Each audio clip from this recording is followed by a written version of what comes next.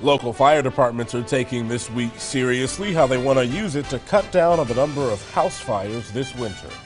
Plus, Iowa farmers are in the heart of the harvest season, how fuel is causing some issues in the Hawkeye State. WHBF is local for you. This is Local 4 News this morning.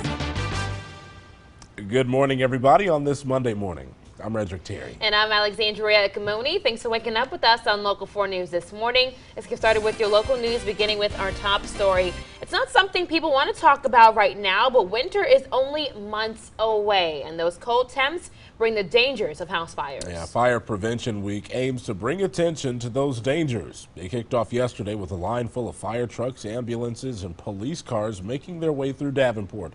It is a reminder for people to change their smoke detector batteries, have a working fire extinguisher, and check their carbon monoxide alarms. It grows every year. I mean, there's departments here. Viola's here, Silvis, East Moline, Moline Second Alarmers, Davenport, Eldridge. I'm trying to get 100% community support from fire service from both Rock Island and Scott County, and we're getting closer to it this year. The parade started at Modern Woodman Park and ended in the village of East Davenport. A 9-year-old girl is dead after a crash in Sterling over the weekend. That happened Saturday morning on Illinois Route 40 near Ridge Road. Whiteside County deputies say a woman driving a car tried to pass a tractor hauling a grain cart. The car hit the back of that grain cart. The 9-year-old girl that was inside that car was airlifted to the hospital. She later died from her injuries. Time now is 6:03. Biofuels are a huge driver of Iowa's economy. And now relief may be on the way for farmers in that state, concerned that the federal government may be favoring big oil instead. Chris Goffner has that story. As we enter the harvest season here in Iowa, President Trump's big announcement on biofuels is garnering some big praise from ag groups. The combines are out across Iowa fields Friday, and so was a big announcement from President Trump. It's all about the renewable fuel standard, an issue that has caused farmers a great deal of uncertainty in the Hawkeye State. This summer, the EPA said 31 U.S. oil refineries don't have to blend their gasoline with biofuels. Farmers lost a lot of demand for their corn and soybeans, two major economic drivers. When the agriculture economy suffers, it ripples back through our entire economy. On Friday, the Trump administration said that beginning in 2020, the government would comply with the law requiring a 15 billion gallon standard for ethanol. It promises to meet benchmarks for soybean biofuels and remove barriers to selling E15. Iowa Biodiesel Board Director Grant Kimberly. Going forward, we should have more certainty. And Senator Grassley, who previously had this to say about the administration, they screwed us, now says the president listened to Iowa farmers and delivered. But some Democrats aren't convinced. Presidential candidate Amy Klobuchar in Newton Friday. If they were to come out and say we're going to greatly increase the standard from where it is to make up for what we've done in the past, that might be different. This is, I fear, too little, too late. But while Kimberly says there are specifics to be ironed out, so we have to be diligent to make sure those are followed through with. He says it's a good start. Reporting. Now, Kimberly says he also hopes to see the president tackle trade and tax credits. A new Genesis Health Group location is now open and accepting new patients. The family medicine facility is located on 53rd Avenue in Bettendorf. There was a kickoff event with a bouncy house, face painting, and food. People also got a tour of that facility. The president says he was happy with the turnout. I feel phenomenal. We're really excited to be here. We've got a great turnout this morning. I think it's only going to get better and better. We've got a great group of providers here. We couldn't be more excited to be here. People can book appointments at the new location online or on the phone. 6:05 now, celebrating a century. The American Legion Post 227 in East Moline rang in 100 years over the weekend.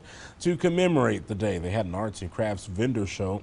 A train built by World War I veterans in 1934 was on display. One of the members tells Local 4 News she's glad to help others in the community. I recently retired last December from the Army, active duty, so I moved back here to the Quad Cities where I'm originally from, and I joined the American Legion June of this year, so I'm excited.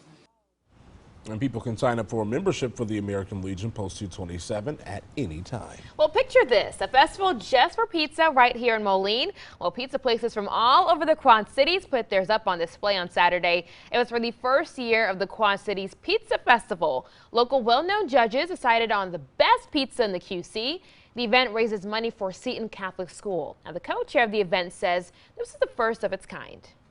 Because there's such a mecca of different Quad Cities style pizzas here in the Quad Cities.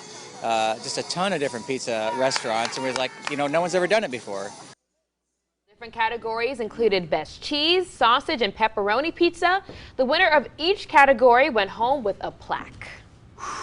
Wow. That just made me very, very hungry. Yes. Just thinking about, as he just said, there's just so many different styles of pizza.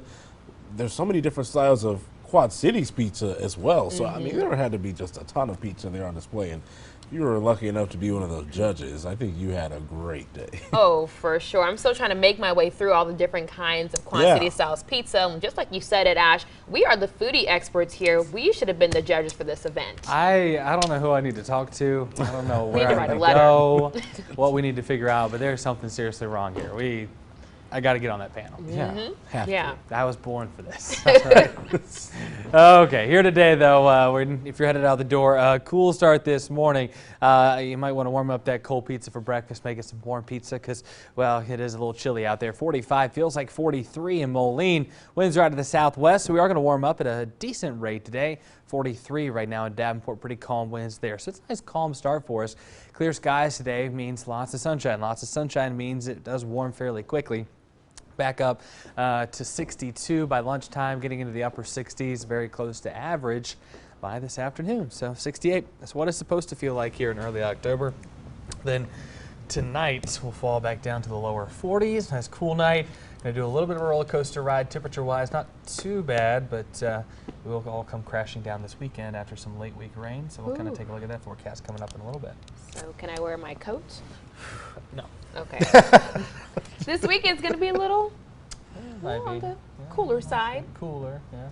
Okay. Cooler. But again, when it gets down to those, you probably won't even be outside. You're right. You're honestly right. I'm not going to deny that. See? They won't even need it. Not at all.